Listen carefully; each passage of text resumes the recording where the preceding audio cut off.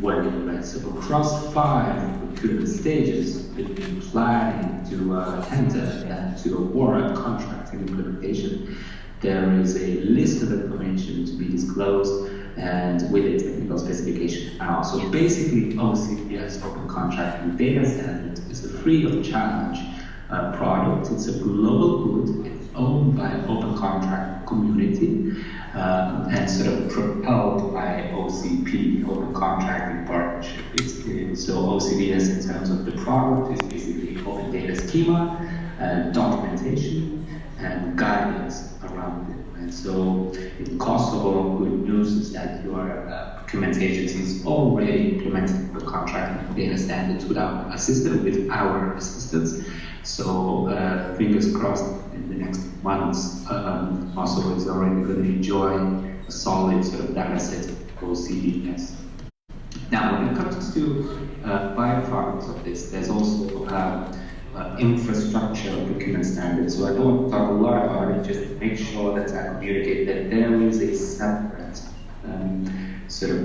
extension or let's say addition of OCDS only to infrastructure, because infrastructure is slightly different in terms that there is one big project and there is a lot of procurement, and we have created a way to connect all procurement to one single project through a unique identifier. So that is already available, being piloted in Ukraine and some other countries now. Now, so to sum it up, in terms of what is the philosophy of contracting and what is new basically to the market, is that the red bubbles you see is the way we see existing systems. So EGP is e-procurement system. Kosovo also has one, right? So e-government procurement system. Normally what happens is that contracting agencies and businesses interact through that EGP system.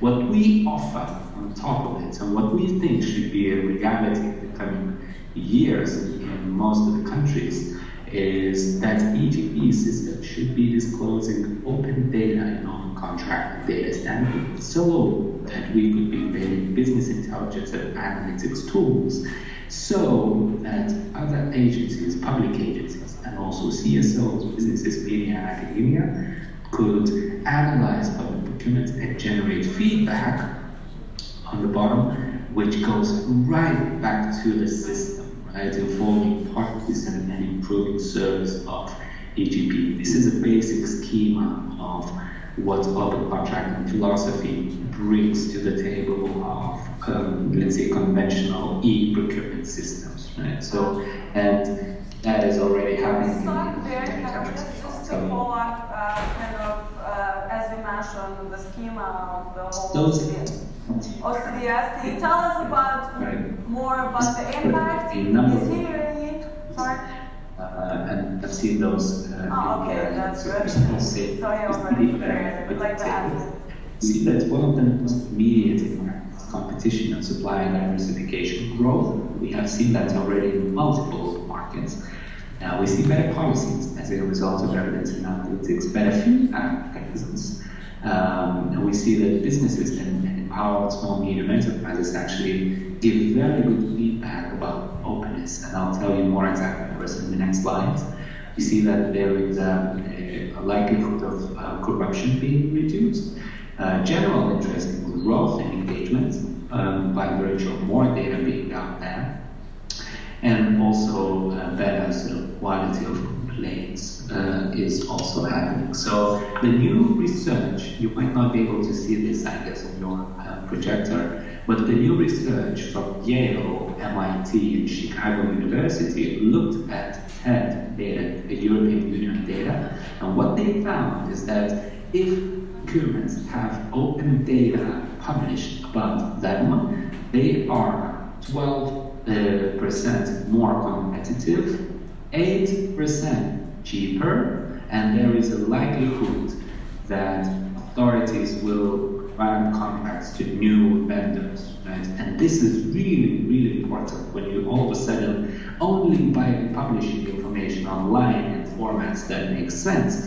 can increase competition immediately by 12% in the European Union and can save up to 8% of public procurement. Just remember how much of GDP that is, 15% of the EU, right? So it's a lot of money only by publication on talent, right? And this is a beautiful piece of research that we are very happy, it came out just a couple of weeks ago, basically showcasing for the first time the direct benefits of open data to the quality of procurement. The next research I wanted to very quickly just have a look at is very similar, basically showing that every single bit of information disclosed, not necessarily in open data, this research act, but still more information, reduces a single bidding by 10, what was it, also 12, I think, percent. And they know that percent more expensive, right? So the logic is very straightforward. The more competition, the cheaper the contract, and better the quality and more openness to new vendors, right? And that is a clear evidence that openness does really matter. When it comes to the global coverage of what's going on, obviously open contract came out of the World Bank Group, so OCP is a spin-off of the World Bank Group, and large international multilaterals support open contracting with their projects, including European Bank for Reconstruction and Development, Asian Development Bank, and the World Bank, and other sort of large sharks, or, big players sort of in the field behind the idea of open contract. When it comes to the European Commission is also, and this is my job exclusively, to work with the European Commission, is moving to the point where they recognize open contracting data standards as the standard of publication. My hope is that that's going to happen in the next 6 to 9 months, but the European Commission is already supporting OCDS projects with their financial injections, and also recommend OCDS as a good practice. We want to take it to another level and make sure that each and every country actually publishes in OCDS. Currently, there are about 10 countries in the European Union that are or are in the process of publishing OCDS. When it comes to G7, just a couple of months ago in France, there was a big statement about support to open contracting. G20 did that before already.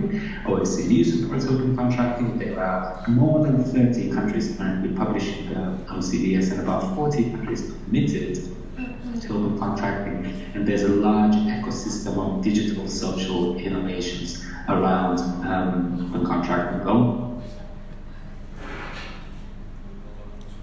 50 open source tools that are run on open contracting data standards.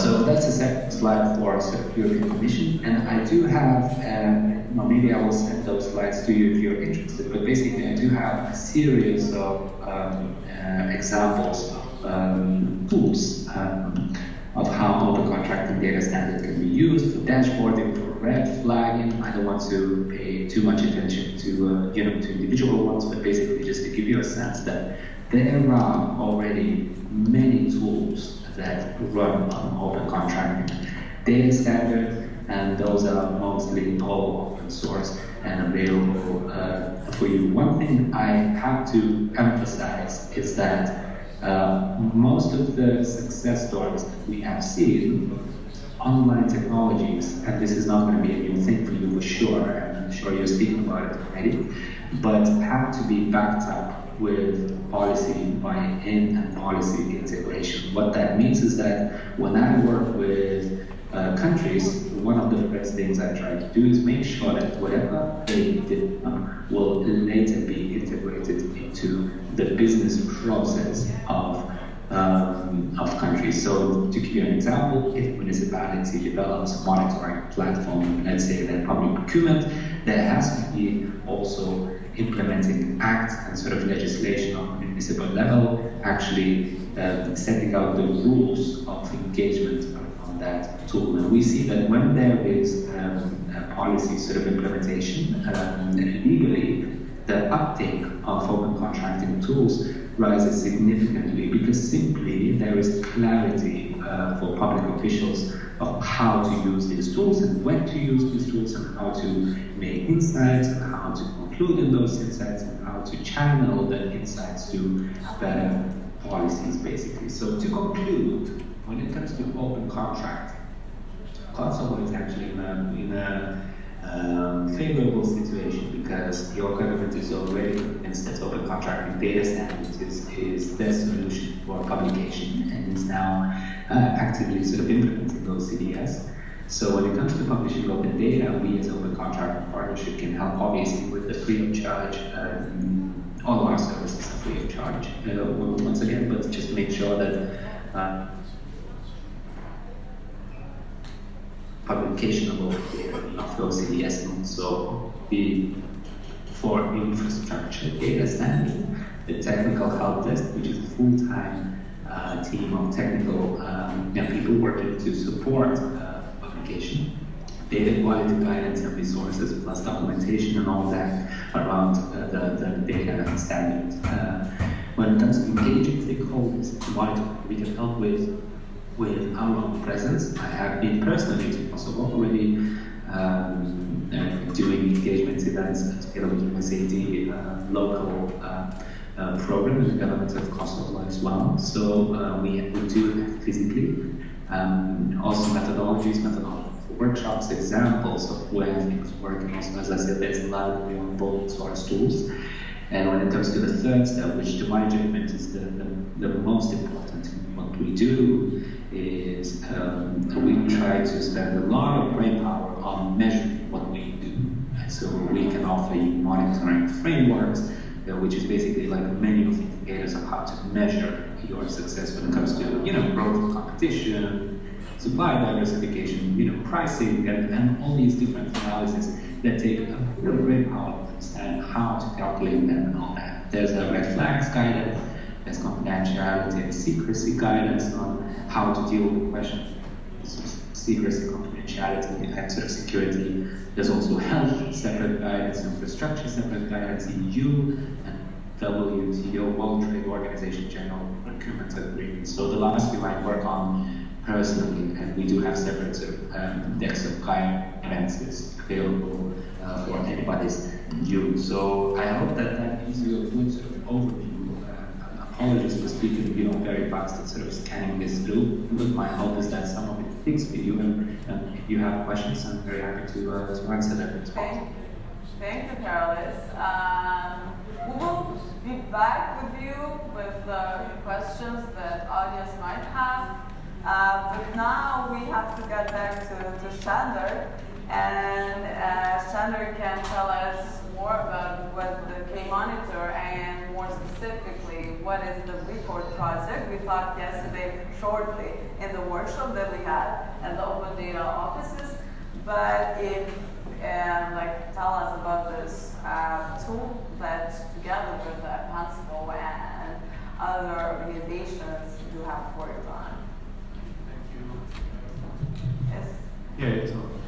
Thank you very much for having me. So I'm Shandor Lederer from K-Monitor, which is a Hungarian anti-corruption NGO with a strong technology focus.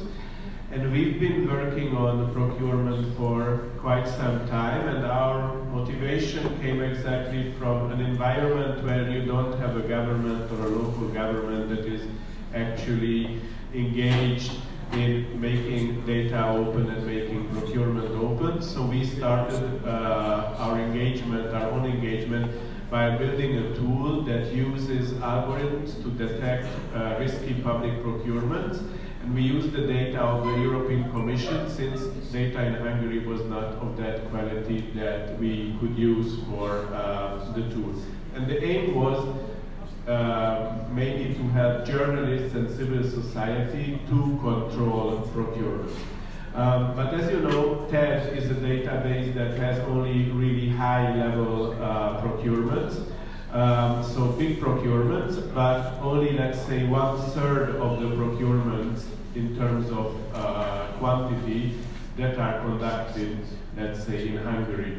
So this tool is widely used among journalists and is very interesting, but we thought that it might be also important to look at the other 2/3 of procurement, which is below the EU threshold, and which are to a great extent also done by municipalities, and together with our partners from the region, as said, the Panama Foundation or key citizens from Romania and the Spanish NGO Civio and Access Info, we started a project which is a more complex approach in making procurements more transparent and improving the way of procurement in the municipalities in our countries, where we, to some extent, continue the philosophy and approach of red flags to analyze procurements, but we use different set of indicators, and we focus, as said, as on the below the threshold procurements. So we hope that with through the project, we will not only be able to work on data and make data more transparent, but we also want to use the knowledge we gather from data analysis and also consultations and interviews with local municipalities to set up practical guidelines and best practices that you should implement or you can implement to improve the quality of procurement. Since, as many researches show, the money that is wasted through procurement is only partially because of corruption. We tend to focus always on the corruption aspect, but often it is not because anybody is, bringing the money home. Often it is simply because a lack of knowledge of how to do good procurement. Often, a city, let's say for Budapest, one of these issues was a metro construction. You don't build a metro line every year, right? So it is a very rare occasion of procuring, and it needs very complex knowledge. To be able to do a good procurement, you have to have lots of experts on board. And if you don't have these people, those companies that actually bid for the work, they have a big advantage in knowledge, and they can play against you and play out the local government and bring you in situations where you as a local government just pay and pay and pay, and they have a very big comfortability in extending deadlines, amending contracts, and at the end make the work more beneficial for them as for the public. So there's many examples for this case. So this is why we decided let's have a more complex approach than simply anti-corruption, and focus also on the quality of procurement. And the third element, which is I think important, is to bring all these information and experience gathered into policy work. This is a European Union funded project, and for many countries the European Union is the entity that defines the framework of procuring. So this is why it is very important that the rules and guidelines set in Brussels actually help member states and help municipalities in the countries that apply EU rules and EU legislation to perform much better, even in case if you have governments or local governments that would try to avoid doing good procurement or simply don't pay that much attention on it. So the framework can help a lot in ensuring good procurement. And as a fourth pillar in this project, we also do investigative journalism, meaning that of course we want to control whether if the things are really implemented, what government entities or municipalities talk about. So it's a quite complex combination of tools through which we want to improve the level of the threshold procurement. Thank you so much. If you can tell us, I just have a follow-up question. How far the solution has gone, and in regards to the sustainability, because we know that all of the EU projects, they do have a starting point and also the end. So what are your plans in regard, because you are involving quite a lot of, a wide audience, municipalities, and also this project is cross-border. So how do you envision the sustainability part? So at the moment we are in the part of tool development, in scraping or obtaining the data from the websites and the data sources we have available. and creating those indicators and applying those existing indicators to these new data sets that we have available and test how it works. So we are right in this process, so absolutely not at the end of the work.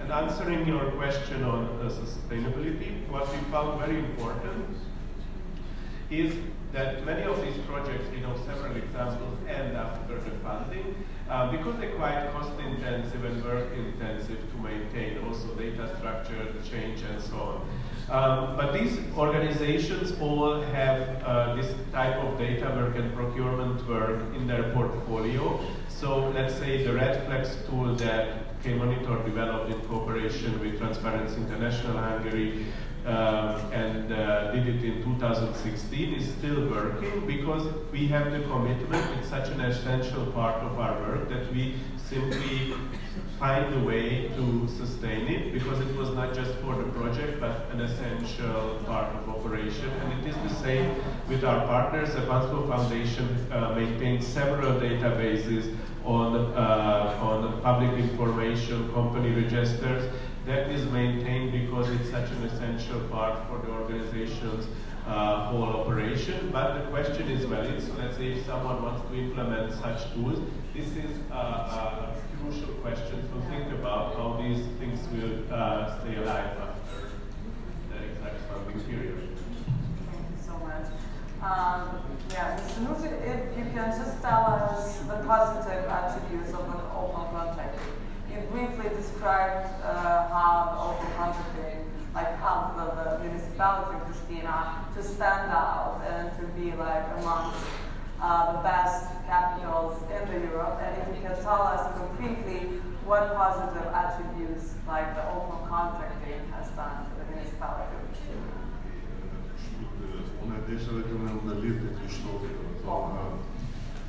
Kot adres Krištofi, a to prevalsiziratjon open contracting data standard OECD's 3 ose 4 parametra kyçe dhe me thonë.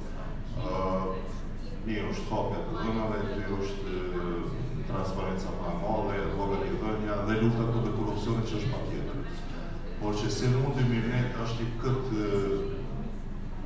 open data platformën ose OECD's-in ose cilën platformë tjetër me vo sistem të punës edhe jo me qenë ad hoc punë.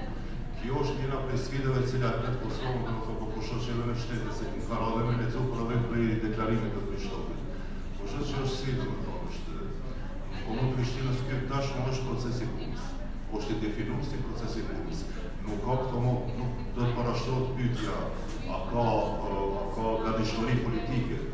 Do të thonë të një parti politike me publiku të dhëna apo mos me publiku të dhëna, po flas për mandatin e nërshëm, për mandatin e tjera që kushdo të cilat do partishin këto. Sepse kjo është mo sistem i instaluar, është proces i punës. Prandaj çdo institucion, çdo shtet duhet të tentojë që të vendosë këtë lloj të transparencës përmes këtyre platformave çfarë e kemi edhe OECD-s, me vendosë si proces të punës, jo si ad hoc projekt me cilin do të fitojmë pojat politik me qëllime të caktuara në kohë të caktuara. Ky duhet të jetë proces për shtetin më transparent. Llogaridhënës dhe me shtetin i cili do ta lufton korrupsionin. Jemi e dini për korrupsion, jemi gati fund pusit jemi, por që besoj që edhe komuna tjera do të implementojnë të njëjtin projekt që ne kanë implementuar edhe komuna e Prishtinës. Në shumë takime të cilat i kam pasur me komuna tjera, kam tentuar me implementu këtë platformën open contracting data standard, por që nuk po shohim dhe gatishmëri prej komunave tjera, po foli hapës, nuk po shohim bisedat mia, por edhe prej klientës që kam informacione se e di që në disa komuna keni pasur tendencë ka pasur. Komuna e Lipjanit ka qenë më konkrete, se kanë qenë edhe teme për diskutime, por që do të me insistu shumë më tepër, do me thonë, për me implementu këto lloje të standardeve. Mendoj se do të ndikojë jashtëzakonisht shumë edhe në përmirësimin e jetës së qytetarëve. Ato sfida të cilat ju përmendët, cilat janë rezultatet pozitive në këtë aspekt. I përmendën në deklarimin të parë, domethënë. Është dukshëm, është ulë gati për 70% niveli i kërkesës së qytetarëve për çastjen e dokumente publike në një. Është është punato nuk me e thonë, por që mujt me paramendu që ndoshta është edhe nivelli korupcionit në aspektin e sektorit të prokurimit. Informacionet cilat i marrin, ose cilat i marrin institucionet, cilat i marrin gazetarët, cilat i marrin studentët, me këtu përshojnë në sfidën ose brejnë këto. Nuk po kemi ndonjë feedback, cili kishme në informu se shqiqoni. Kjo kompani, basta sepit të dhënave, se ne kemi marrë të platformës juj, ka marrë në shumë të tenderë në komunë në Prishtinës. Po duhet neve 3%. Shalut gjitha edhe gazetarë se vrejta, kemi disa që zëtit Zakmasi është të cili mund shumë mirë është një prej gazetarëve voluntus cili mund e mas shumë të respektoj. Kishme qenë mirë që me pas një pak feedback-ut e ne edhe me nga të regut se ku e nga të metat ose ku ata po i vlerësojnë që janë të metat në mënyrë që na me e përmirësu këtë sistem. Në thonë këto disa sfida që do të apashome në të armën, përndryshe dokumenta parës të shpenzimet, të platformat të shpenzimeve, kemi të hyrat vizualizimi është nivelli ma të përmushëm, dhe ato me pjetën kërë pato me diskutu fillimin e përpilimit ose të dizajnimit të platformës open data si mostër, po ju të regoj drejtën e kemi marrë platformën ose platformën open data të qytetit të Barcelonës. Barcelona ka platformën open data në nivellit të shta, për mu personalisht është nivelli ma të përmushëm. Mirë që nuk është në qyteti i Spanjës, Barcelonës, nështë kishë nuk përsi do qëpë, është vërtet e kemi marrë atë të modern, në pjetën edhe kemi po vizualizimin, platformën open data është në nivellit ma të përmushëm. Shumë do shtaj shëndorë këtu, dhe këshoha diskutime për pyetje, për çfarë do reagojnë që kemi, so I will just start here and ask the audience for questions or comments regarding the open contracting. Yeah, you can raise your hands and someone will come and give you the mic. Here we are. Hello, George Lebrecht. We saw in the presentation of our Skype speaker friend a reduction in inefficiencies. I believe the number was 30%. And Mr. Dimir, you mentioned that there was a 70%, I believe, decrease in requests for information. Have you observed that this has reduction of task in this aspect has contributed to releasing the capacity of your staff and increase the efficiencies of other work that they can focus on? And a second question is, going through this experience of having benefited from the Open Contract and Data Standard, are you looking at other standards of open data that you'd like to adopt, like business registry or whatnot, that you could follow up with? Thank you so much.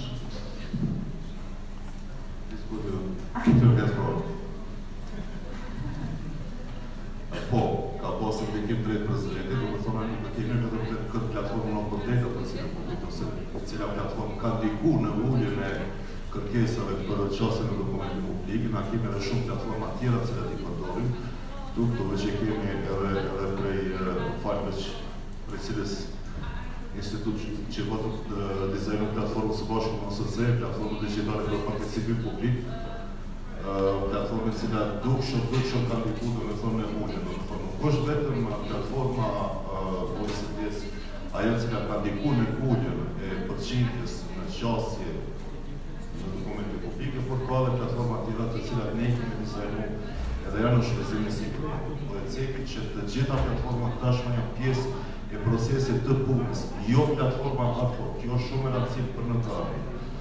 Sikur kishim e mujt me e bo për shembull një platformë qendrore të open data ose të OCD-s. Open data që ekziston por që nuk funksionon mirë, do të thonë të Ministrisë së Administratës Publike nuk ka funksionuar asnjëherë.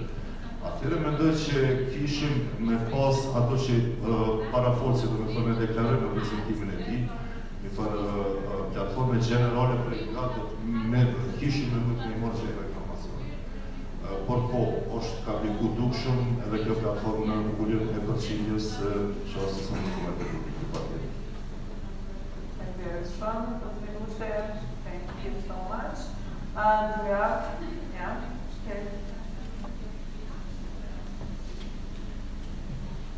My name is Michaela. I come from the European Union office here in Kosovo. I would like to also congratulate the city of Pristina for the award. I think it's very good, and we have the same agenda also that we're trying to encourage the authorities to increase the accessibility of data to the public.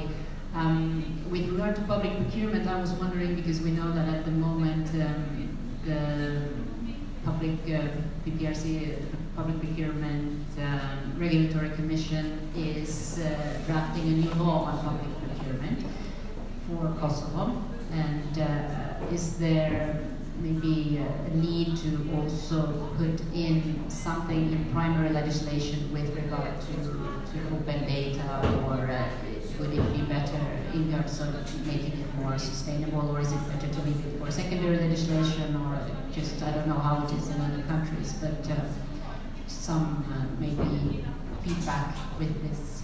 Thank you. I think that both of you can answer really from the perspective of recovery and also part of the transparency, but also from the Dove se kene të drejtësojnë kësisht mendoj se duhet me qenë pjesë e legjislaturës së ardhshme. Ju e përmendët që është ligji i prokurimit tashmë në ndryshim, do të thotë të ketë ndryshim të ligjit të prokurimit, mendoj se patjetër duhet të jetë pjesë e legjislaturës open data standard ose DSI.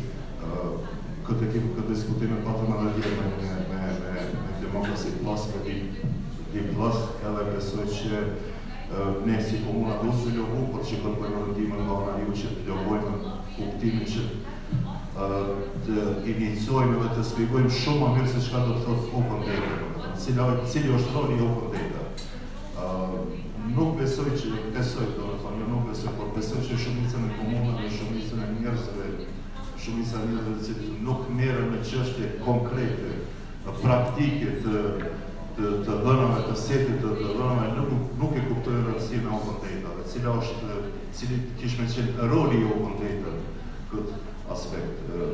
Me se ka porës dëshirë politike ose sa është momenti politik i partive politike, nuk ka lidhje sa është momenti politik. Kjo është nevojë, kjo është kërkesë e shoqërisë jonë, shtetit tonë. Nuk rol të momenti politik i kujtë.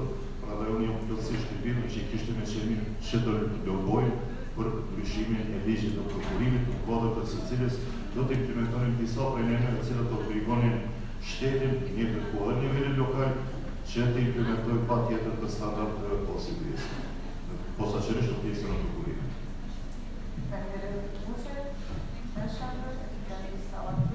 We don't have much. Yeah, no, I want to add that the European legislation is a very broad framework, but doesn't regulate the lower levels of procurement. And I think this is why it's important that countries or cities set up their own very progressive guidelines. And one addition to the cost. I mean, today nobody questions, let's say, that on the city lights are important to, prevent accidents, to increase safety. This has huge costs, but no one can shut it down. I think for the future, the case of opening up public data and making data on the operation of governments, local governments, accessible is as important as electrifying our streets. So in this case, the question is rather whether you save a lot of money or just little money with it, and how soon you do these investments. I think you cannot really avoid it, and I would not even, go into discussion with those people who come telling you that it is expensive to open up. Okay, thank you. We have like 5 more minutes, and then we'll have a coffee break. We have questions. I can't repeat it. Do you repeat it? But it's more Shiva. They won't repeat it. Okay. I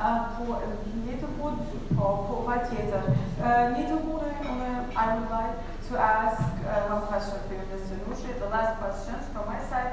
If you have like information how men and women led business are submitting tenders to the municipality of Pristina, because we know that this is quite important, empowering women in the public procurement. And just recently I read that Albania actually is scoring a low percentage in this regard, and this is like quite an important thing. And if you have data for this, I would, maybe the audience and I would be happy to hear more. Nuk kemi informacione, unë e për vetë personalisht shumë këtë informacion, nuk I gre sa kemi në informacion për të aspekta, ka analist të participimit të prave apo jo, okay? Por që mund që njeni për shemove konkret se si mund të bojmë avansimin e platformës, por shumë mirë. Ato që të ishte me thonë unë për ka pjesë ose pjesë është, që ose pjesë e analizon komplet procesin prej momentit të inicimit deri në moment të përfundimit, të riprokurimit. Me thonë, kjo është me rëndësime ku këtu të gjithë ata të cilë kanë pak deri ose nuk jenë të kyçur në çështjet të ose pjesë. Prej momentit të inicimit, tenderimit, ankesave, gjerësimit, kthimit të përgjigjes goshe për nëse ka pas ankesa, ose po jo shkotesa për organin shqyrtues të prokurimit, ose gjyqin e prokurimit, deri në momentin e nënshkrimit të përkazave. Do me thonë për cilën komplet procedura për cilën në shumë është ajo hapja të dhënave, hapja në qeverisje, në qeveri, se si duhet në qeverisje, si duhet në duket në qeverisje e mirë, transparente, logaritës. Dhe këtu është roli shumë I madh I OSD-s, edhe për këtë arsye dhe insistova dhe tjetë patë në vërtet të diskutim se si mund të logojmë që opën drejta me hirë si pjesë e legislaturës së ardhshme në ndryshimin e legjit të prokurimit. I just wanted to add that I really agree with this concept that opening data is not simply opening up the data, but all the procedures that are connected to what you can do with data, and include citizens in decision making and oversight. And we are also lacking this data. You asked about how many women at companies are there in the country, or how they're performing in the procurement system, simply because our company registry is not open in a way that you could draw this very simple statistic that is, I think, very important to see. Okay. Thank you so much. And now we will have the coffee break. Then later the session 2. Where they are we done with this panel and thank you.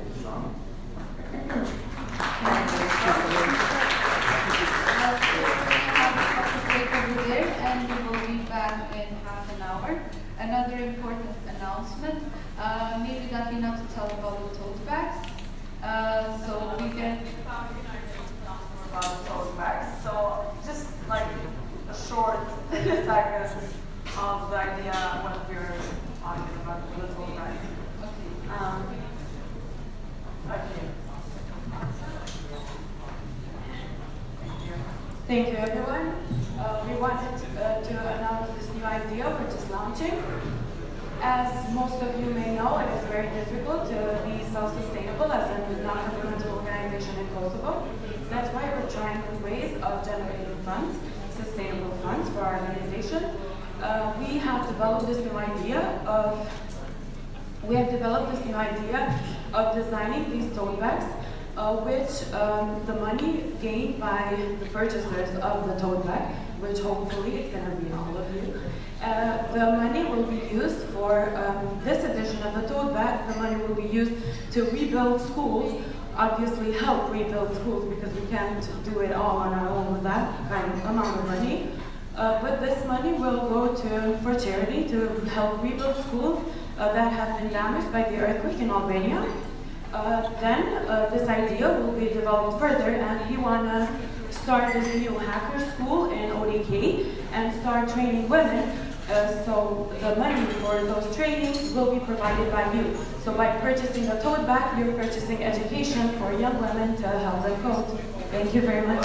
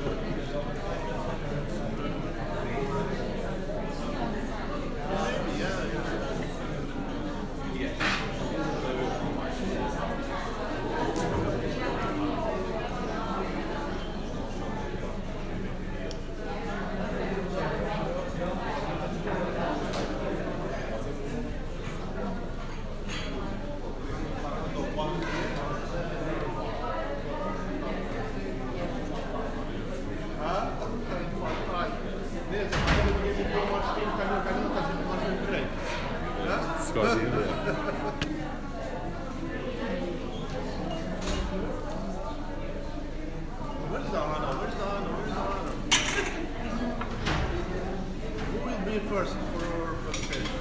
Anna. Okay. First and last.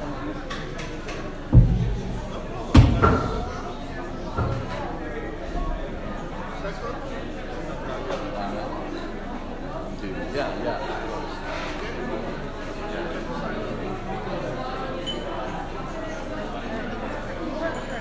Yeah, I'm introduce the presentation. After that, I will present to you examples of this project and you will continue. Oh, yeah. You will continue with your presentation. We are so lucky to have you.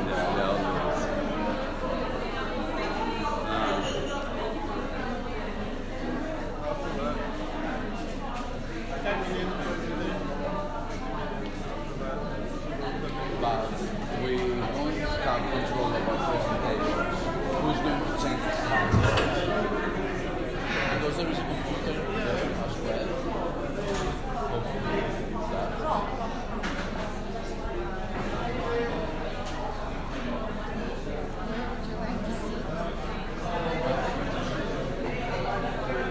I think that everyone's going to see the left one, right, and then the others. If you speak first, go right next to me.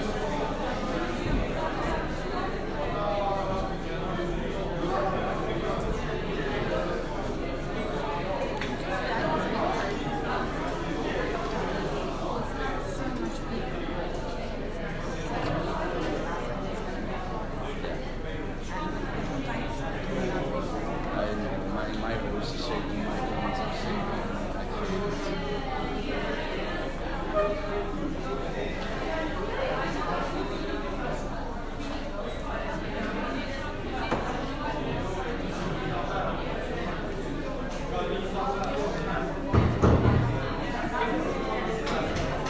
We have to do a presentation.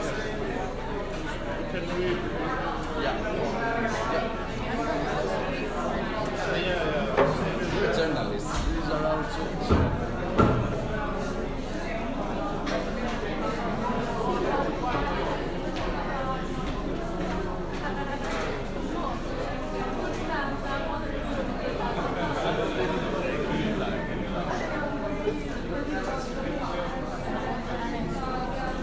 And I don't have your number.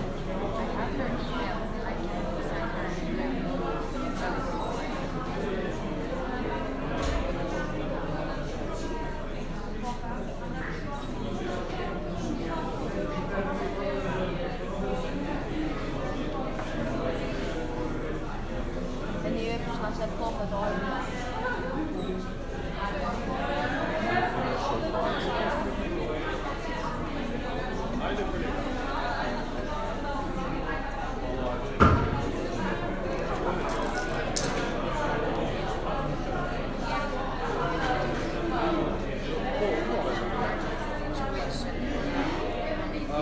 Eu sou um tio na André.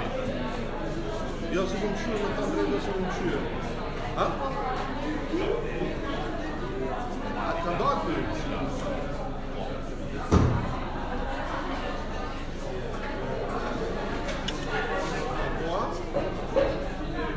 Vedem pak. Aha, vedem pak se spadne job. Ce mă tiri meniu, vedem pak.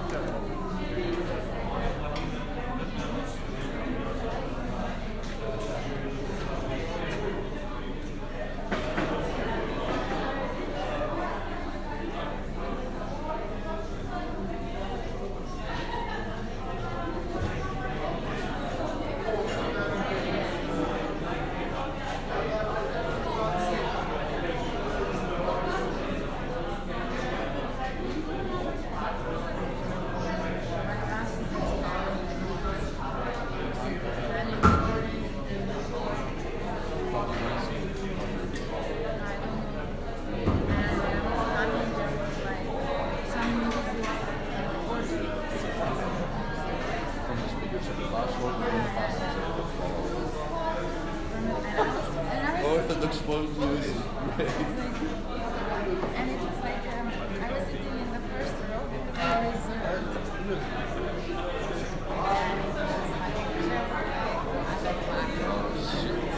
it's a 5-hour ride, so my battery would die if I listen to the music.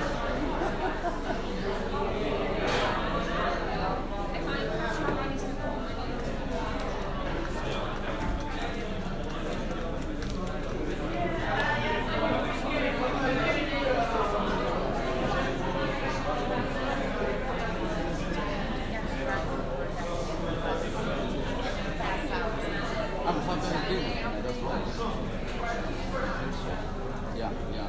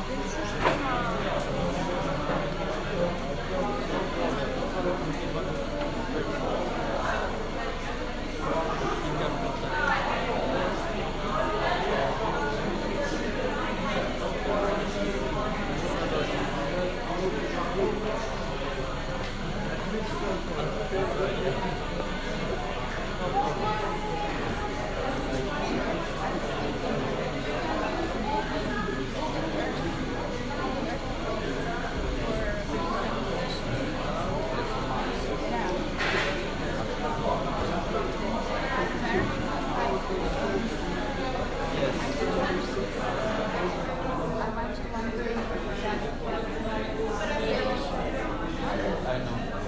I'm always working with them. So yeah.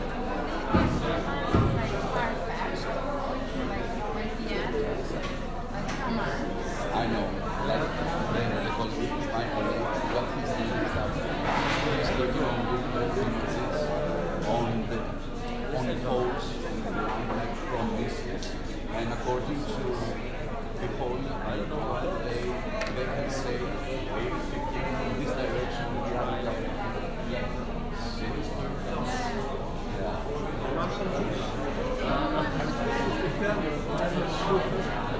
I think actually that I was taking better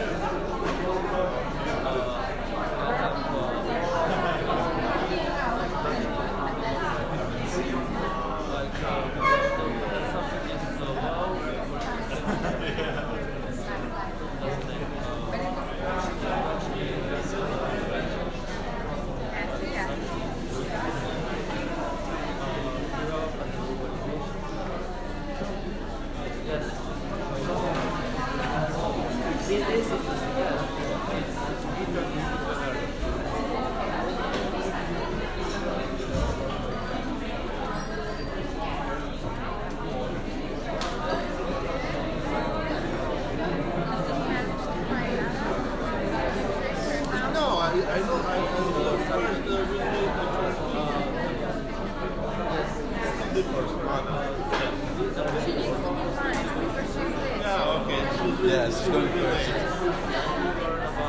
Okay, no problem. After that, we will see what happens. Short history.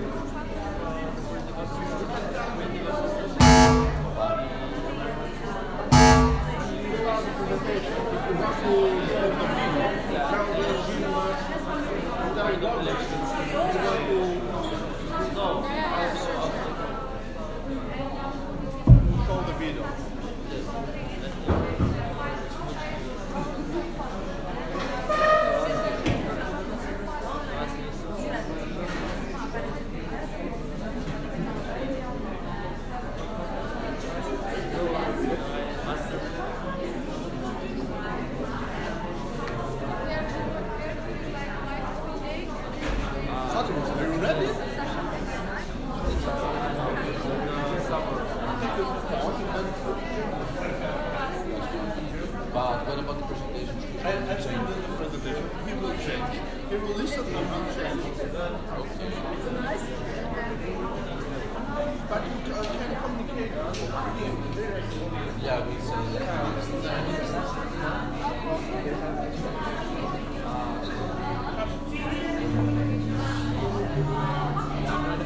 Yes, I know.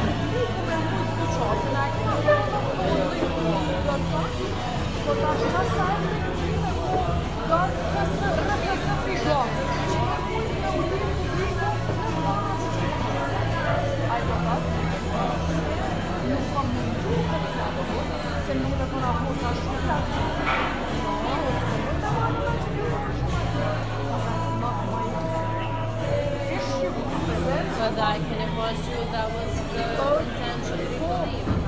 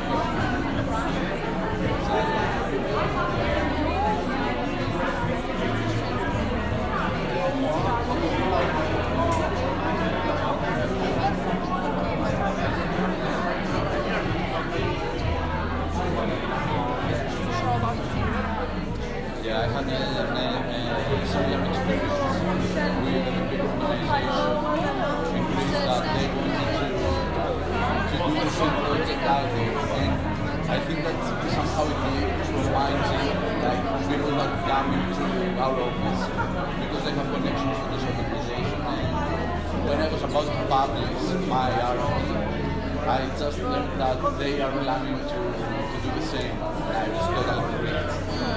But I managed to do it first.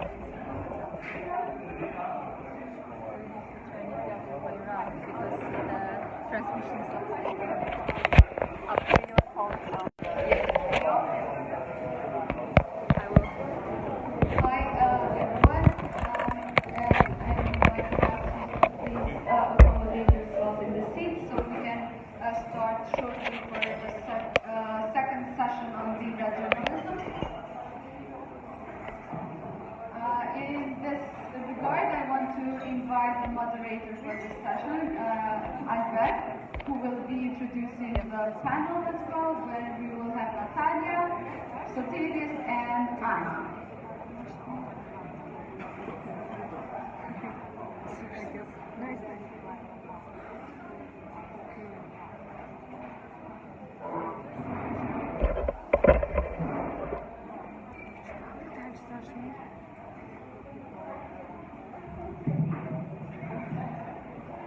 Okay, so one more information. To know more about the agenda, please visit the website of the conference, .data.org.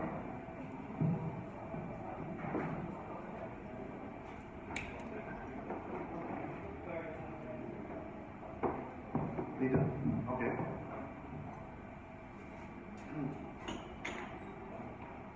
Hi, ladies and gentlemen.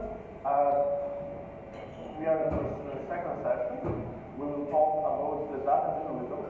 How the data journalism will combat the fake news and misinformation. In this panel, we have three speakers. Natalia from Serbia, Sotiris from Italy, and Anna from Paris project. First, let's introduce what is the data journalism. I have one short presentation. Can you? Okay. Push it then? Okay.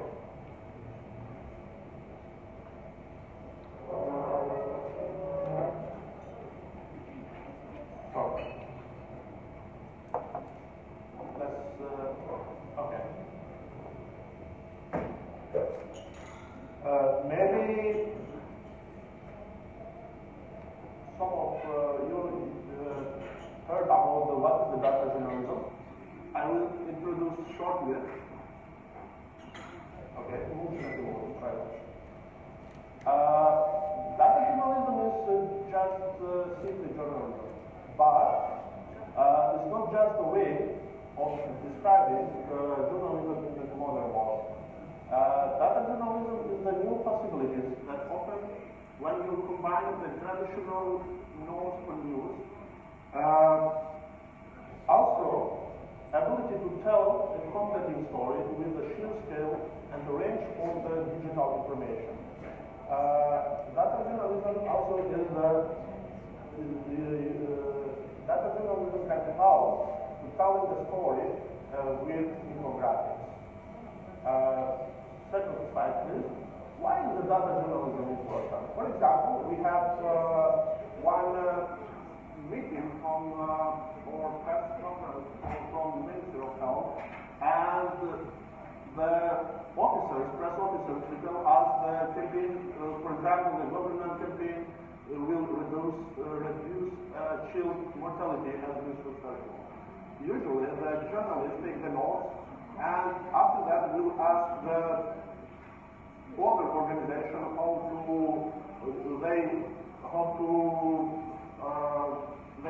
did they have the other information about this issue.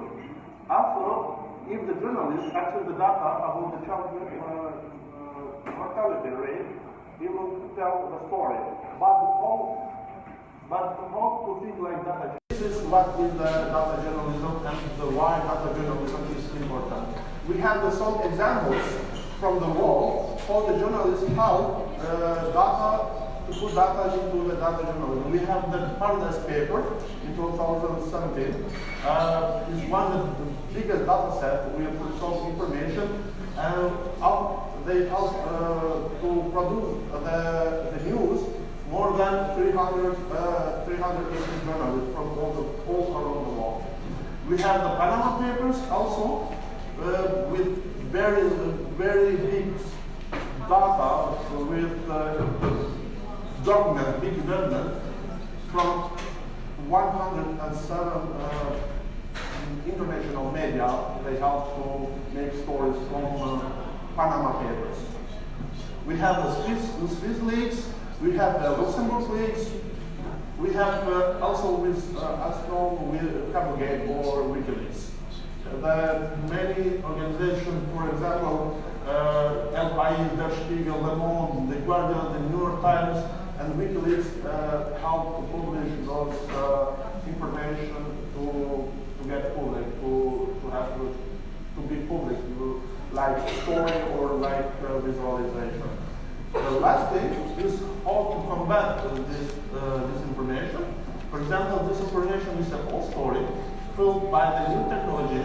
Everyone has a responsibility to combat the fake news. Everyone from our side, we have to combat the fake news. It's time to media to take more closely to professional standards and ethics. For example, we need to make the public things with data journalism. This is a short description of what is data journalism and how to combat disinformation. We will start with this presentation. Okay. We will start with presentation from Anna. Anna is from the RIS project, one organization who combine together journalists and programmers from Romania. Okay. Hello. This presentation is about how we discovered some villas with open data. So this guy was the Minister of Interior in Romania. In 2015, a policeman died. He is now trial, but there's no decision made yet. So because of this event, we started digging on his assets. So we started looking in his declarations of assets. In Romania, you have to, if you are a politician or you have a public function, you have to have this declaration of assets. So we confronted the old ones and the new one, and we also looked into the cadastral registry. My belief is that when you are a politician, the easiest way to wash money is by buying properties. So this is the reason why we started digging into this. So using those two sets of data, the cadastral registry and the declarations of assets, we discovered that he built a block in the early 90s. At that moment, he was working in the army. We also discovered this secret hotel that was under construction. Now the prosecutors from the DNA, the National Director of Anti-Corruption, are investigating this issue. And we discovered another neighborhood of villas worth 2.5 million euros. This was back in 2016. But this year,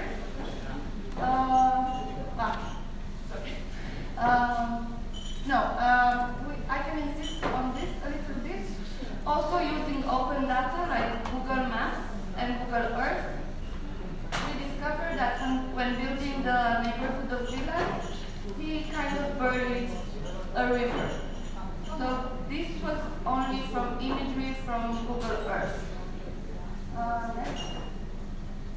This year I was getting more and more into what properties mean in selling them, and we discovered a website on where you can make some filters and actually see the exact place where the properties for selling are in. And we discovered this. This is Gabriel Opra's villas. He wants to sell it right now. This is recent, from 1 week ago.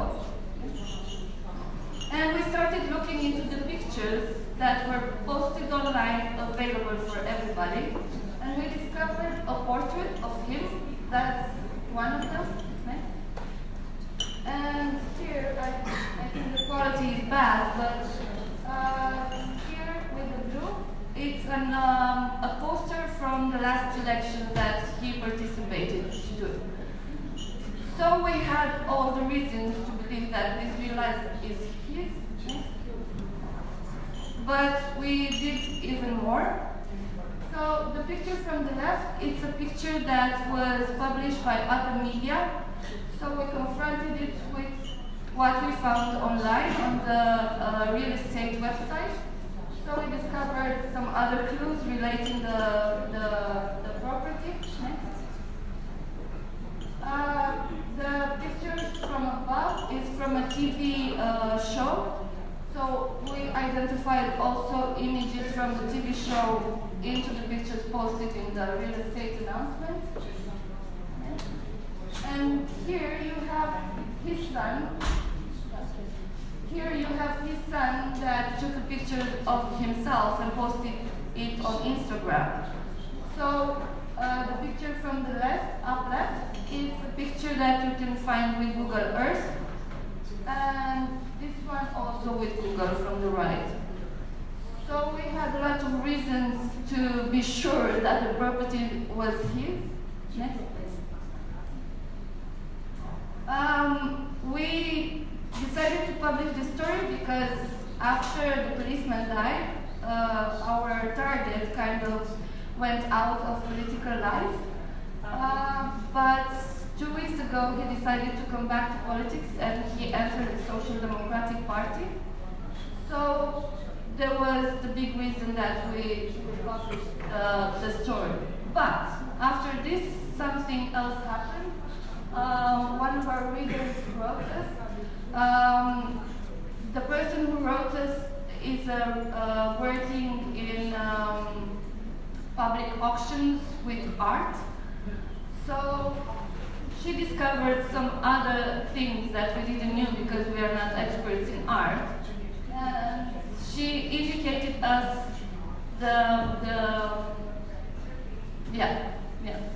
and we even knew the price, like next one. So she discovered three pictures that he sold with 44,000 euros. This is what we did only by going online. So the information is out there. You just have to know how to search for it. Thank you.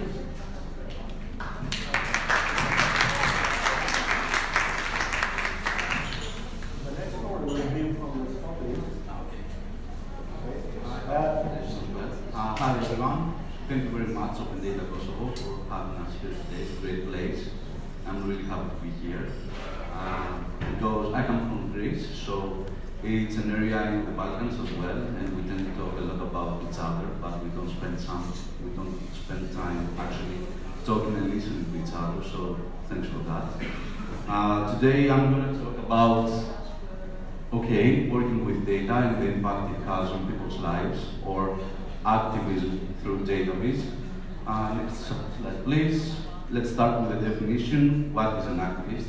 And according to Judge Ruth Bader Ginsburg and how she wanted to be remembered, she said, someone who used whatever talent she had to do her work to the very best of her ability and to help repair turns in her society to make things a little bit better through the use of whatever ability she has. So, our story, at Athens slide, next please. We started working as a team of journalists and photographers mainly. In 2015, we emerged as the first non-profit news outlet in our region. And we did it for two reasons. The media landscape in Greece is in a very bad shape, so there was this identified need of independent and dynamic journalism.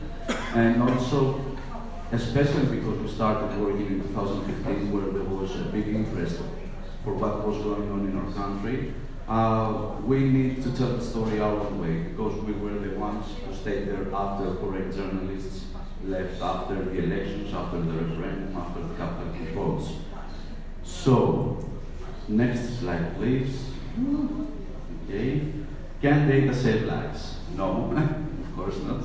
But if it's used in the right way, it can start triggering some bigger discussions around what matters to most of the people. Next slide. Especially today, journalism and science are under attack by the big powers. So if we manage to get our messages through data and data visualizations to the right people, maybe we can start a domino effect and see this change in our society. So today, yeah, you can skip this. Today I'm going to talk about two projects that I have run this last month. I'm focusing on housing in Athens and in Greece. I'm working with a fellowship with Bertha Foundation. So it's a fellowship for journalists and activists working around housing and land injustice. I will start with the dominance of Airbnb in Athens. Let's go, please. This is Athens. So to understand the impact, this technological platform, it's not a housing platform, it's a technology company, has in Athens. I downloaded a dataset, an open dataset. Of course, Airbnb doesn't publish their data, but it is a project by an academic who is working for inside Airbnb, who scrapes the website of Airbnb and managed to scrape it for Athens as well. So the study period is from May 2009 exactly, to May 2017. It's a bit old data, but it was very useful to me. So the data focuses on the metropolitan area of Athens, not the whole region, not Attica, which is where Athens is located. Next slide, please. So, during this period, there have been 5,127 Airbnb listings.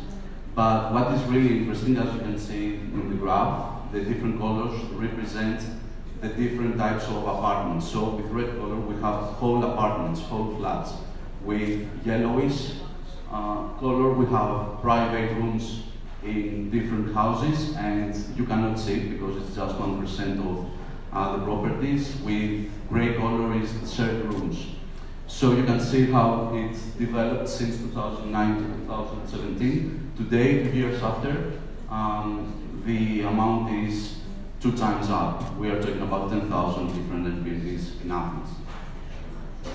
So these are 2 different graphs representing the impact it has on long-term rentals in Athens. The first graph at the top is the availability. So when you post your house or your apartment or Airbnb, you have to set a calendar to say that, okay, my apartment is open for, let's say, 60 days per month. Per year.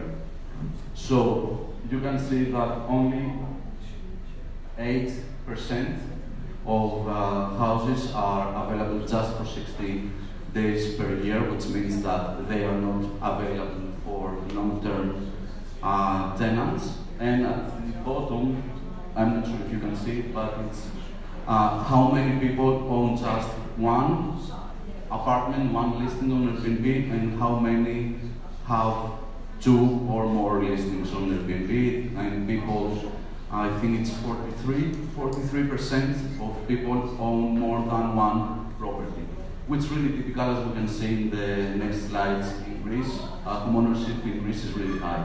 So this graph represents all the areas in the center of Athens. It's a lollipop graph, as you can see. So the line represents the number of listings in this area, and the circle represents the median price. How much do you have to pay for a night to stay there?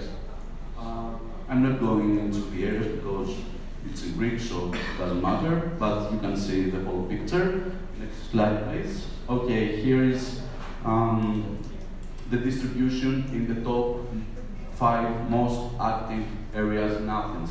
Again, different colors represent different type of apartments, and as you can see, it's just red because most of the listings are whole apartments.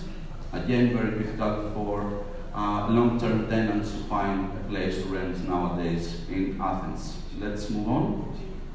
Second project, housing auctions in Greece. Yes, next slide. So, since May 2016, thousands of private properties went under the hammer in Greece. following the inability of debtors to pay back their debts to banks. So there is this suggestion, let's say, from the European Commission, which says that all the banks of the EU member states must have 10% of non-performing loans by 2022. And let's see what happens in Greece. So this represents the home ownership in the 28 different countries in the EU. Let me stand up for this. So here is Greece. This one. With blue color are the home ownership rate, and with pink or yellow, red color is how many people own their houses with a mortgage. This is the average in Europe. Let's move on. Home ownership in Greece is really difficult. It started after the Civil War, when the whole country was destroyed. So the system of antiparchy, which means that if you own the house in the land, you could demolish this house and sell the land to a contractor, which was mainly amateur constructors, like family businesses. So they would build a block of apartments, and you would get for free 1, 2, 3, 4 apartments in this new block of apartments, depending on the contract that you signed with your uncle, mainly because it was family businesses. So, because there was not a social housing scheme in Athens, in Greece, and still there is not, this was used as a means of social security for people, and as a means for people to build their houses and their children's houses and their grandchildren's houses. And that's how we ended up with 63.3% of home ownership in Greece in 2017. Only 18% of people rent their house. Let's move on, please. So, this dynamic changed in the 90s and 2000 when antiparchy was not in place anymore. So, banks got into the game, and they had to, they were selling loans to people. So if you wanted to buy or build your house, you had to go to the bank and get a loan. Of course, after a while, people could not pay back their debt because of the crisis. And in this graph, you can see the household debt in blue color and the business's debt. So household debt to GDP ratio increased by 221 percentage points in 10 years, from 2000 to 2012. Move on, please.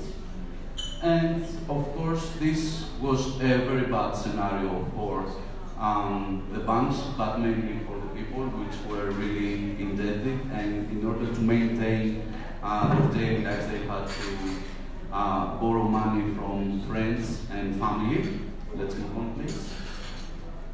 And this resulted in people selling their properties at a really low price. You can see what happened in 2013. Let me know if you managed to buy a house by then. Now, thank you, please. So yeah, the prices are up again, and today people cannot buy their new house because banks are really scared of giving debts to the people, and now it's mostly foreign investors who come and buy property in Greece because they know that now the small players are not in the game anymore. Let's move on. Okay, yeah, next slide please. So, banks started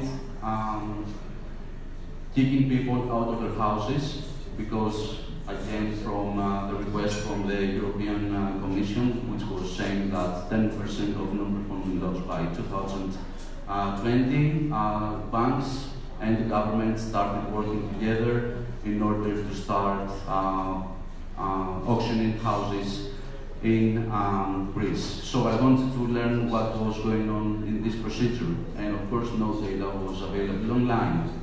No data from the ministry, no data from the notary office, no data from anywhere. And what I did is that I scraped the online platform, which is used for the auctions. So it's a typical platform with listings which says, okay, this house is located there and it costs that money, and they also have the name of the debtor. They don't really care about the GDPR issue here, so they have their name and their VAT number apart from their addresses, which in my opinion is a matter of stigmatization after a while. At the same time, we do not know who buys this property, of course, it's a secret.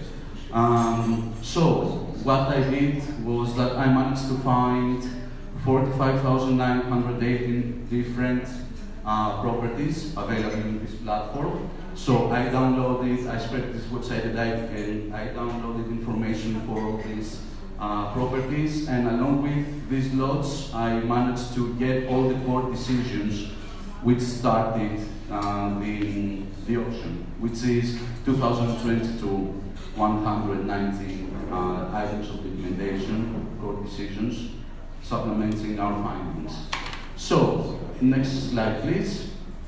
Of course, now this data is available online. It's on Google Drive. You can ask me for the link and I can give it to you. But unfortunately it's in Greek. The court decisions are in Greek. So, why the European Commission started this platform? Because initially the auctions were taking place in courts.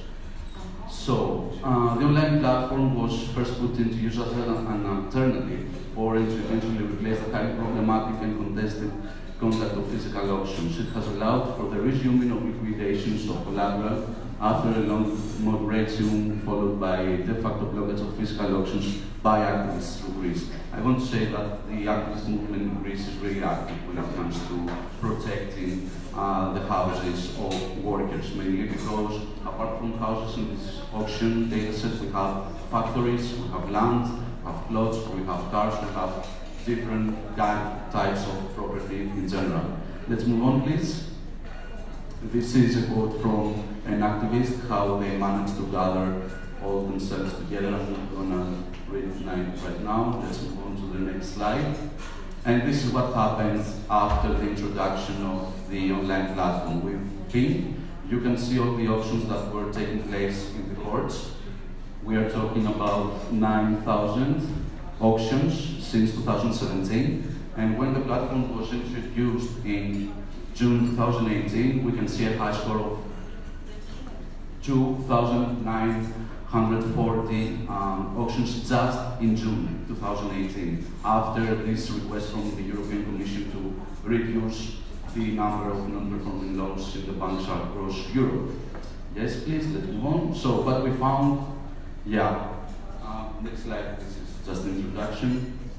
So there is a great disparity in terms of starting bids, the median being 52,000 euros, which is not that much if you consider the prices of houses nowadays. So at the top, we can see different companies and factories. Our printing company for 37 million euros, and then it's the Heliosphere solar power generation company, but the most interesting finding in this top list for me was the house of an arms dealer who went to jail for bribing back in 2015. That guy used to live in the most expensive house in Athens, which is like a 6-story palace right close to the parliament, and it was sold for 35 million. At the top of the price range, we have cars for 300 and 900 euros and parking lots. Next, move on. Let's move on. Okay, these are the top customers, the people who start the auctions. Of course, at the top we have banks. The 4 first places are banks, and what's really interesting, what we can see in this list is debt collector companies coming into the game as representative of the banks. This is a new thing in Greece, I think in Europe as well. Companies dealing with your debt, bank your debt from the bank, so the bank, your loan in the bank is not red anymore, it's not performing well anymore, and you can pay this company, you can come to an agreement with them in order to start paying back your debt. Yes, please. What we didn't find, and why this is important, We have basic information when it comes to the region of some properties, but we don't have the exact address. This exact address is only written in the court decisions, and we're talking about 22,000 court decisions, which is really difficult to automate the procedure because of the format and of the way those court decisions are being written, but we managed to find that, of course, the biggest region, the most active region is Attiki, where Athens is located.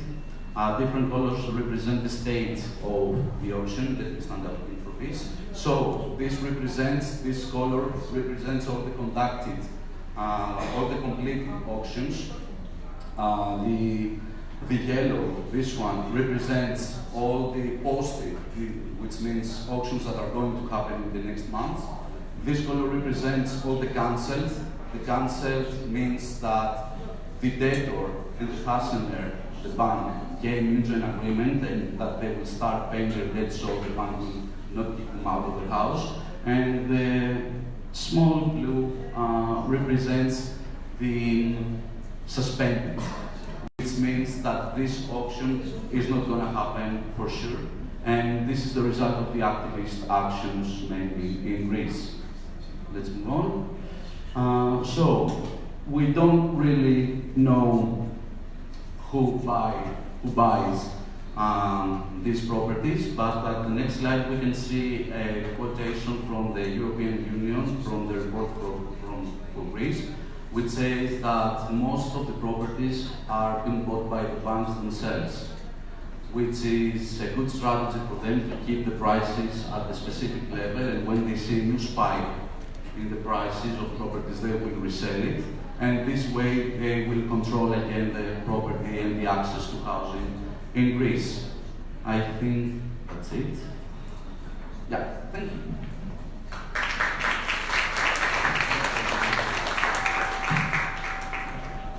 Hello, my name is Natalia.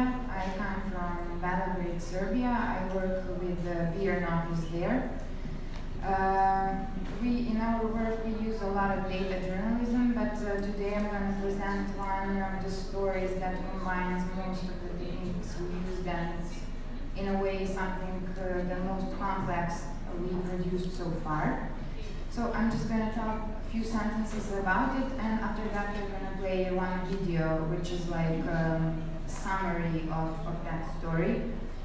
So basically this story is about an agency, private agency called World Business Solution, that buys off companies that are in debt, that are whose bank accounts are blocked, so that their business owners can continue working freely without any repercussions, basically.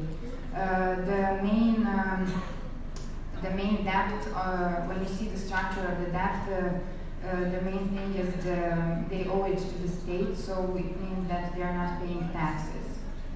And we discovered that two top owners have more than 1,500 companies listed on their names. At the time, that was in October 2018, and by May this year that number increased in 300. So, which makes it like a total debt of 54 million euro.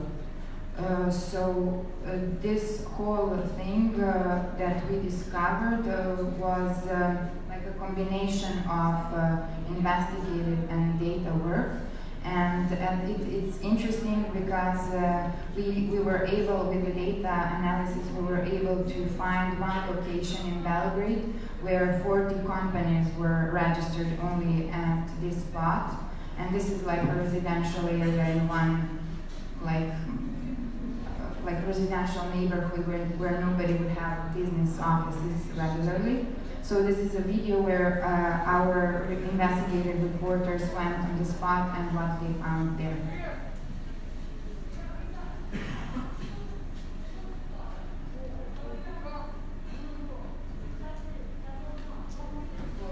Video.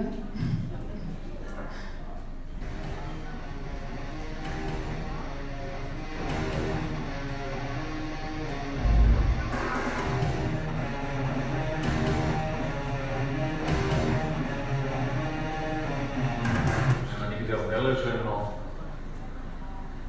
The translation is Ne znate na koji pregled ste? Ne. Ali to ćemo ovdje ostavimo onda predsjedniku. Da on dobro se snaži.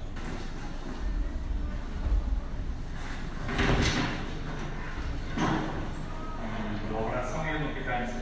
Da li služeno znate da je kod vas u zgradi na nekom sajmu registrovana firma Untitled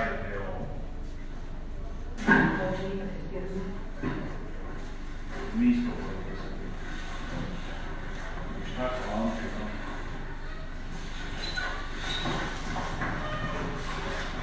Gospodin, nemamo sreće, ništa. Ili ćemo ih preko APR, ili što kaže APR. Ovdje je registrovano 170 firmi, 160-170. A koje inspekcije su bile? Ne, kaže, tako su tu Koprice na Koprice, neko prijavna firmu na Kopricu. Savić, njezih Savić veliko, na ofisu Savić, neko što. To kaže, može li se nešto staviti, ali sjećam se dobro, žena sam Kopricu. Oni su prijavili firmu ili njenu adresu, a ona ne zna ništa toga. Ne, bio je na čovjeku, kaže, zapisnik. Je bilo to sve. Dobro, hvala. Izvršitelj je samo dostavu da izvršimo ako može. Hvala. I pošte, ne znam, ostavi isto tako.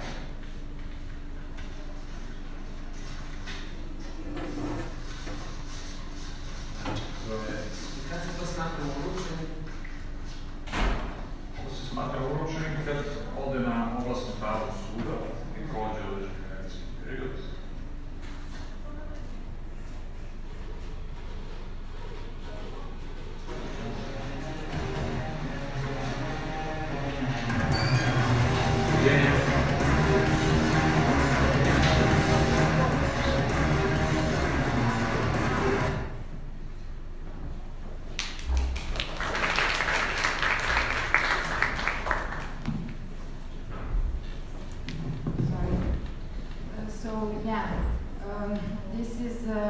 This is like just one regular day, random day that our colleagues went to this address and they found this situation. So basically nobody was able to find those companies and to kind of bring them to law.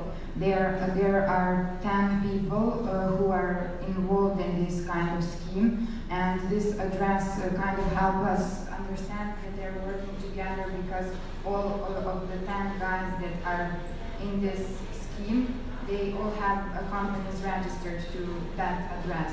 So this is something that data journalism helped us discover. And from the investigative part,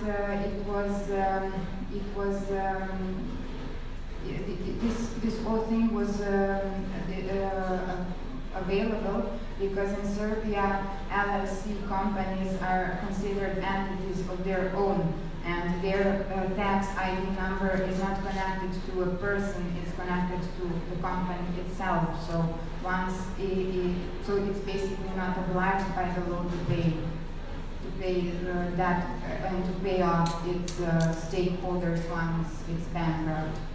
So yeah, and how this whole story started, because there's a lot of data and a lot of companies, we didn't discover this overnight. My colleague was like checking some of the companies online on the business registry, and he discovered that one company that was owned by a football hooligan and one shady businessman was all of a sudden transferred to this guy, one of those 10 guys, and he saw that this company's bank account was blocked, and he said, why would somebody buy a blocked company?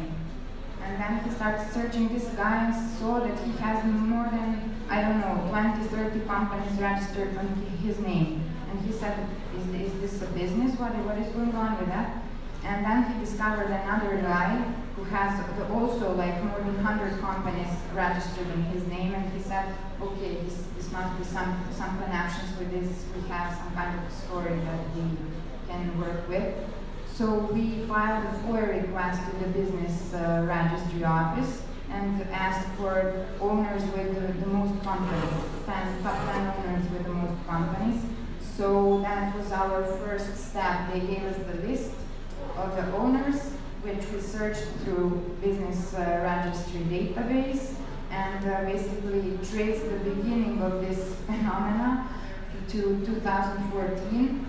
So that helped us create the list of all the ID numbers that we once again scraped of the companies that were included in this research.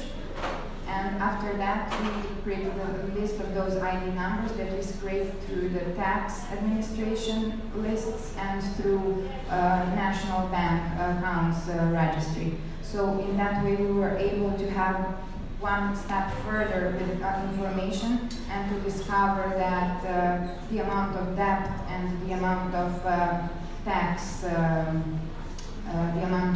that they own to the state. And because the state didn't publish data for 2018, these are kind of outdated stuff, and it's for sure it's more. So yeah, this is how we do this in data-wise. And my point, the handshake was that I think data journalists and reporters should work together. No matter how much numbers you have, how much documents you have, if you don't have a story, if you don't have that human angle, it's just bunch of numbers. I mean, talking about data journalism side, it's just one tool that helps us find stories faster and better.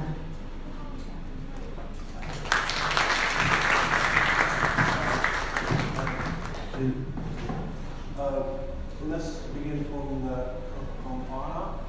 Do we have any restriction doing your job? I mean, in this story. Because everything was online, there was no restriction. I only filled the request for getting the document, an official document, to be like more than 100% sure that the house was of this guy. But when working with data that you can find online, there's no danger, let's say. But the thing is that for this story it works, only to have online information, like pictures, like everything. But for some other stories, it's not enough. Like sometimes you need to go on the field, and you have to combine the field work with the data that you get from different websites or from different institutions. Please, can you tell us what happened with the Airbnb rent? Do they pay taxes, or what happened with It's still not regulated as much as it should. So yeah, of course, people do pay tax from their earnings from Airbnb, but there is this online registry that you have to submit your listing officially. And there was a public authority in Greece who did a scrape in this list, and they found out that 20,000 listings in Greece didn't declare their listings on this platform. Natalia, how is from your government that's how to say cooperate with your media? I think not in the investigation way, but do you have a free to take the data or to get the data? We never cooperate with any government. That's the first rule. But data, what can I say? Something you can get, something you can't get. And also journalists cannot expect that they're investigating something which is kind of connected to corruption and crime, to the same government to hand them over those documents. You need to find other ways and to do your job, which is not only filing FOIA requests and sitting on your desks. It's like going on the field, talking to people, and building sources and connections within your communities. So that's also with data that reflects to data as it reflects to any other document or any other thing that you need for your investigation. Do you have any story who arrested you from government, somebody who lived the output of your story? Do you have something like this from your research? He was arrested, but there's a lot of pressure on media when they're publishing those kind of stories, like people are treated very badly through tabloids and through media that are connected to the government. But I think this is something that happens all over the world these days when somebody is trying to go a bit further with their work. How is it difficult to work as a data journalist in Greece? Well, I'm of the lucky ones because I'm the co-founder of my organization, which means that I'm rather free to work on any topic that I want. Of course, we have distinct roles, so I have to talk with my other colleague, who is the editor-in-chief. But when it comes to editors in big organizations, that you have to talk to them in order to get your data story published. They don't really care about the whole background and about what Natalia was talking about, like the procedure of the investigation, of working together with investigative reporters. What they do care is, of course, maybe the visualizations, which is the last part and the most fancy one, and if the story is going to perform well online. So I think it's really important for small organizations, independent organizations, to start working with data, because at the end of the day, these are the ones who are going to put pressure on the government and on the authorities. Anna, what is the relationship between journalists and doing your job right against the government?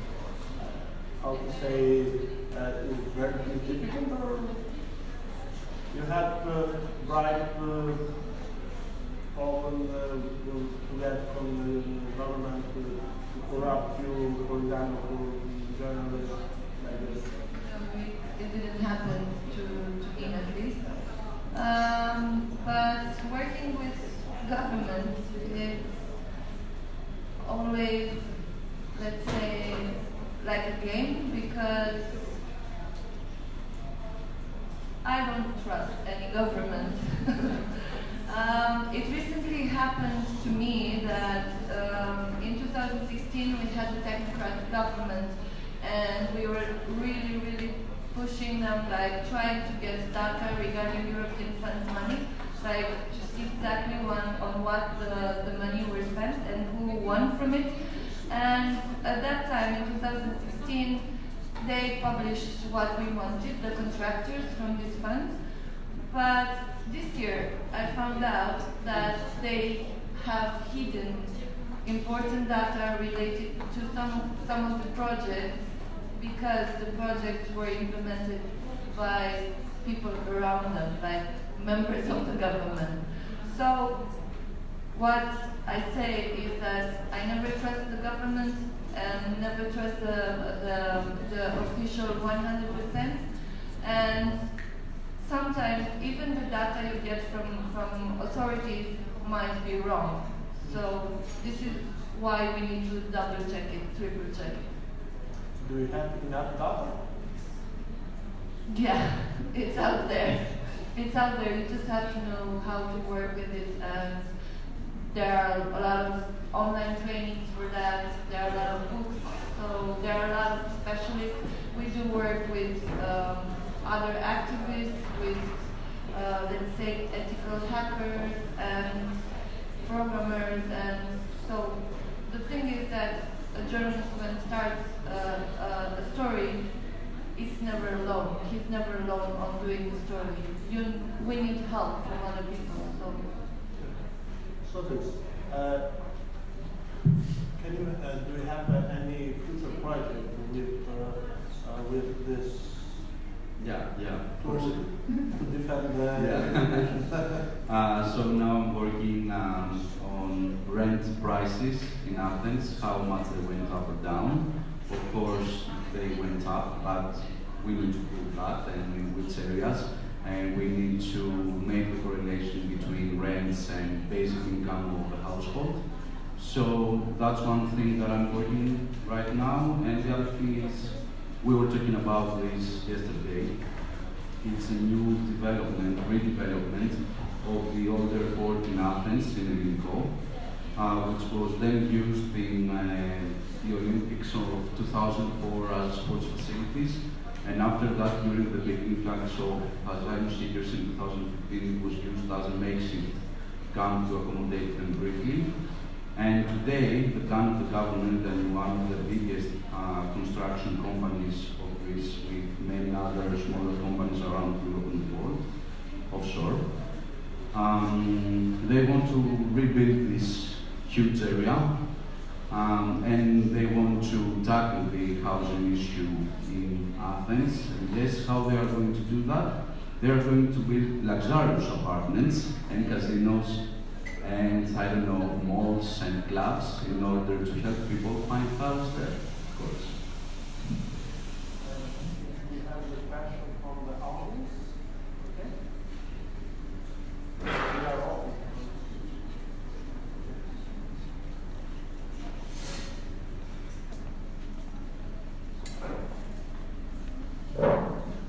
Hey, George again, breaking the ice with questions.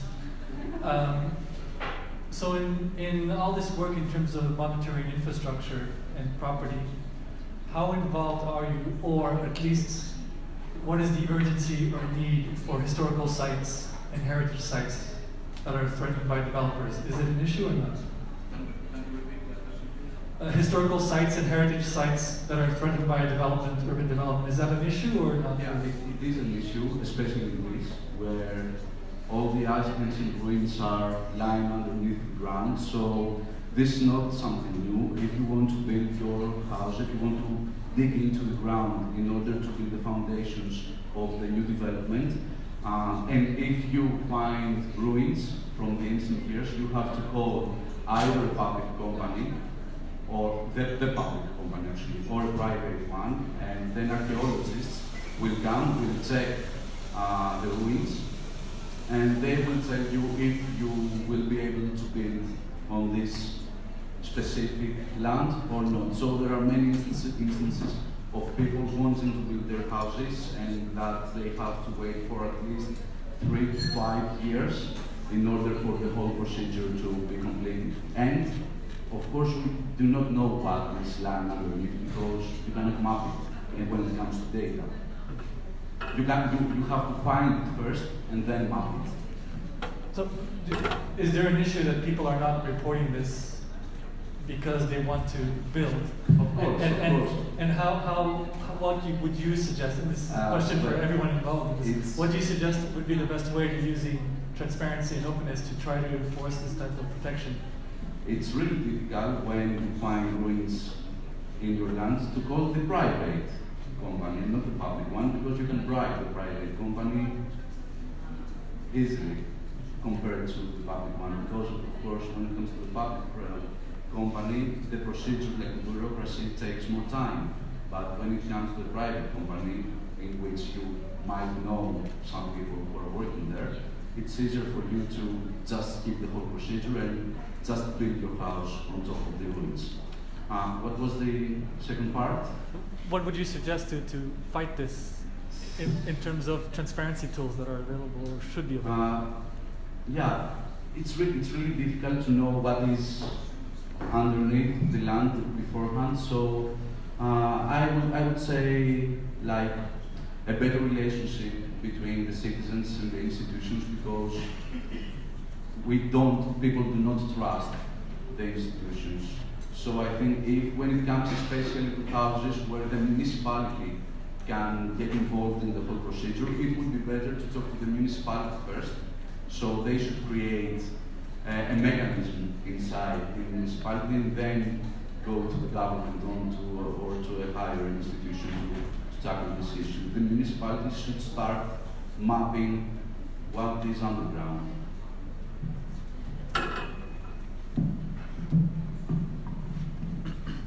Hello everybody, I'm Sasha from Metamorphosis Foundation from North Macedonia, and this is a question for everybody at the podium.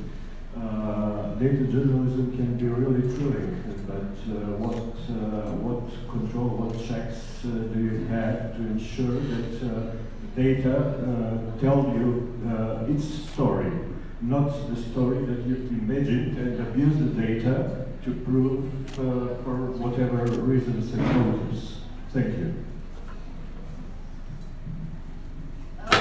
We at Rise Project, when we publish a story with data, we kind of check the data 2 or 3 times from other sources, and in general, for each story that we have, imagine that for each phrase from the story, we do the fact-checking process. It's really easy after, I don't know, 3 or 4 people are going through the same text to make a mistake, like a typo or anything related to numbers, and then you're screwed, like your credibility goes down if you do that kind of mistake.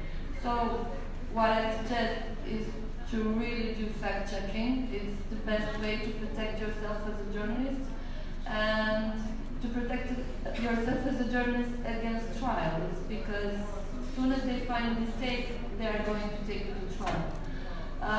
And moreover, you can sleep well if you do fact-checking. Okay, very fair point, very good question. It's very typical to use data in a bad manner. You know, it has happened, of course, in the elections, in the debate, like the public debate in general, it's been used widely. So, first of all, as journalists, we have to make sure that we are on the right track of things in general. And then I would totally agree with Anna, like fact-checking, and we need help. Journalists and data journalists do need help when it comes to gathering, analyzing, and visualizing data. So it's not a long procedure. Team effort, working with programmers, lawyers many times, and designers to make sure that you convey the message hidden in the numbers right. You need this thing. You cannot do it alone. Thank you. Thank you very much. I agree with them, and I would just add that one of the things which helps you make sure that you're doing the right job is like really understanding the methodology, how the data was collected, and being able to track that and to say, okay, this is the institution that collects, this is the way how they do it because of that, and to have all those methodological questions behind the data answered for yourself. So that in that way you can know what is what. So that's the first step, and of course at the end the fact checking and the double check of the source.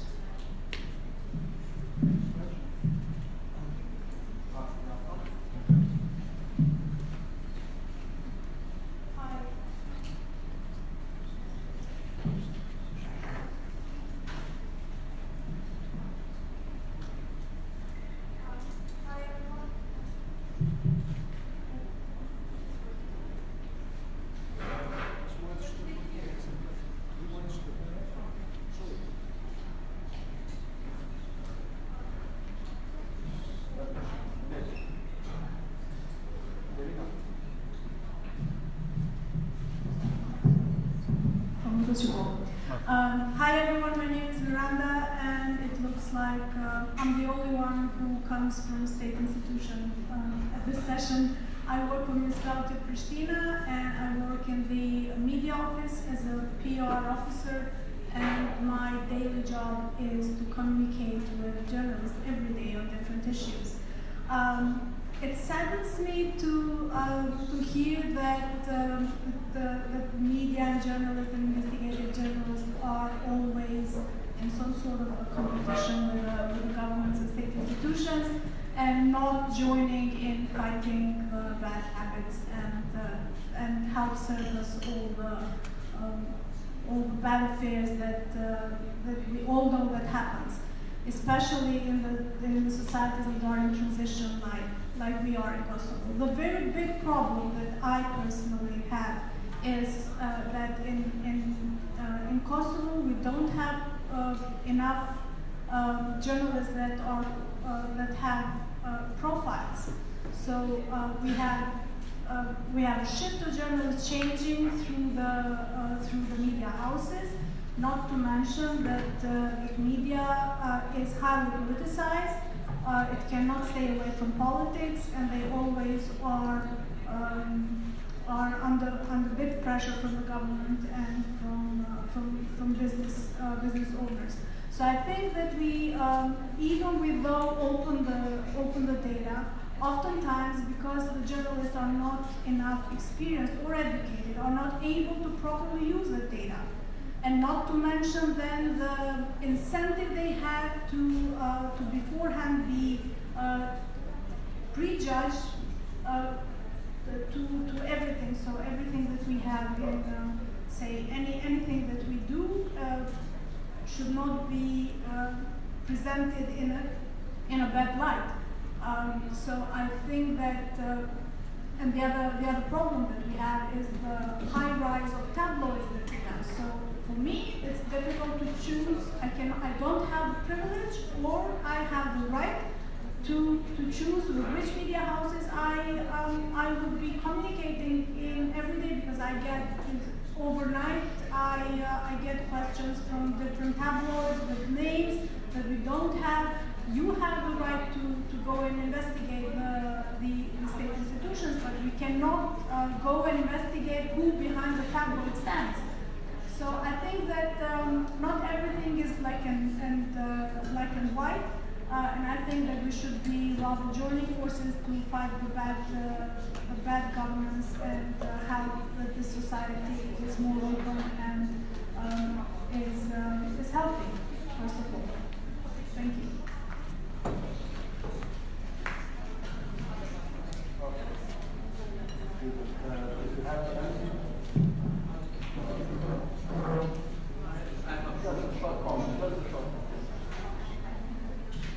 Sorry, but I disagree with you. I think the role of the journalism is to push governments to do their job, and their job is to publish the data, and that's it. Not to see if we can analyze them or not.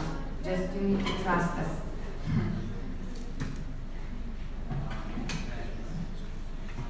Can you hear me? Yeah, okay.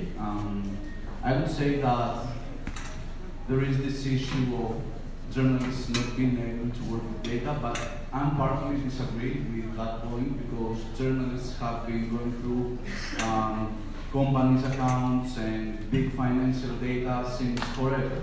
Data journalism is a new, let's say, word for the work that has been done already. What's different is might be the tools. That we have more and new tools, more sophisticated tools, stronger tools to run those procedures. So, okay, I understand your concern about journalists not being able to work with that, but for me the bigger picture is about who owns the media and how much do they pay their journalists to do journalism actually, and what connections the media owners have with the government. I don't know the context here, but I can assure you that the big players in Greece, the big media players in Greece, are the oligarchs who are connected with the government, like family ties, not just business ties, business things. They are in the same family. A big number of journalists were candidates with political parties in the last election, which shows like there is a big problem of putting pressure as journalists to the government. And of course, those people are also intersected with the banking sector, with football clubs, with big bribing scandals, and I think the bigger picture has to do with the ownership of media. I would like to add that we are not in competition with the government of any country. The only thing that we want is more transparency. That's the only thing that we ask for. And I don't think that the press officer should have to go to see who's that journalist. The role of the press officer is to help the journalist. There's no competition in this. It's like we just want transparency. That's all.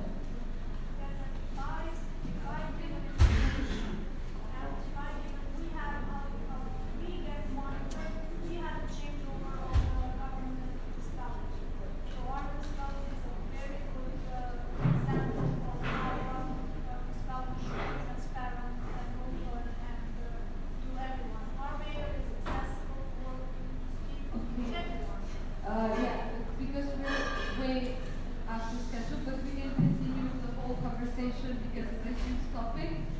Maybe during lunch and we can all sit together with Miranda and discuss more about on this topic and how us see each other. Because this is like the first part of miscommunication, so we basically will start communicating and actually sharing our thoughts and opinions.